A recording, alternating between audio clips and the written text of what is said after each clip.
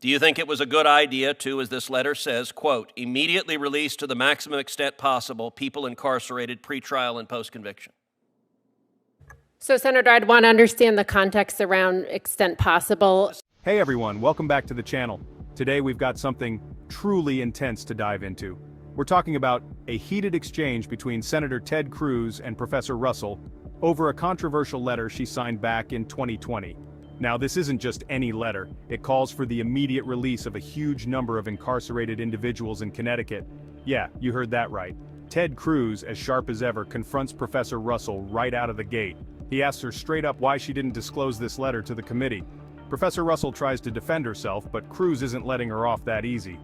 Cruz then pushes harder, asking about the release of all pretrial detainees, even those charged with serious crimes like murder and rape. He can't believe that anyone would think this is a good idea. And honestly, I can't either. So, what went down when Cruz confronted her about this? Let's get into it. Professor Russell, I want to go back to this letter that Senator Kennedy was asking you about it. You signed this letter March 19th of 2020. That was 3 years ago. You did not disclose this letter to the committee. Why did you not disclose it to the committee? So, Senator, I have no memory of signing that letter. It sounds like it was right at the start of the pandemic. So I apologize. I made every effort to try to find anything that was responsive So I guess if Senate. you have no memory, you didn't consider it that big a deal, I'm assuming? Senator, I'm just not sure. It's not something I remember signing. I don't doubt that, All right, that you I have want it to there. talk about this letter because it's an extraordinary letter. This is not, I know the chairman and Senator Booker were trying to rehabilitate you by saying, well, lots of people did humanitarian release for some people incarcerated. That's true. But this letter is not within the bounds of the mainstream. This letter is actually quite extreme. This letter begins with the undersigned organizations and individuals call on Governor Lamont to act immediately to protect the lives of incarcerated people in our state.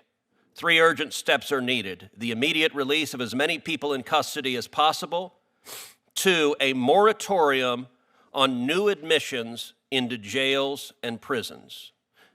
Do you think a moratorium on new admissions into jails and prisons, is that a policy you support? So, Senator, again, I don't have the letter in front of me to understand the context, but I know there were efforts to reduce new admissions, but there are obviously some people who would present a public safety risk. But your letter didn't say that, and I want to read from this letter because it is an astonishing letter. The second page, we call upon Governor Lamont, the state of Connecticut, and all Connecticut jurisdictions to, 1, immediately release to the maximum extent possible people incarcerated pre-trial and post-conviction. We recognize that jails and prisons are not safe and do not promote well-being for anyone. The global COVID-19 pandemic is throwing into sharp relief the untenable size of our penal system and the need for sustained action to shrink its scale, size, and scope. This next sentence is underlined. We outline below a few considerations to initiate state action and emphasize they do not preclude the release of groups not explicitly discussed in this letter. Do you think it was a good idea to, as this letter says, quote, immediately release to the maximum extent possible people incarcerated pre-trial and post-conviction? So, Senator, I'd want to understand the context around extent possible. It's the letter you signed, so you know the context. So again, Senator, I don't have it in front of me, and I didn't have a memory of the specifics.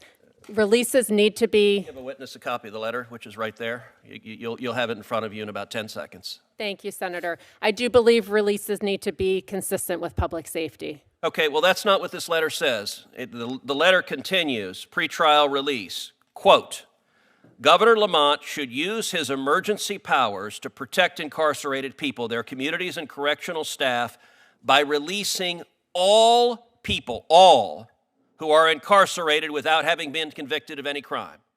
All people means murderers. It means serial rapists. It means child molesters.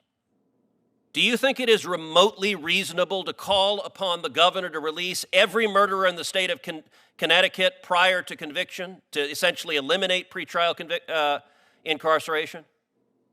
So I think, Senator, that releases should be consistent with public safety. But that's not what you said. The letter doesn't say that. It's all.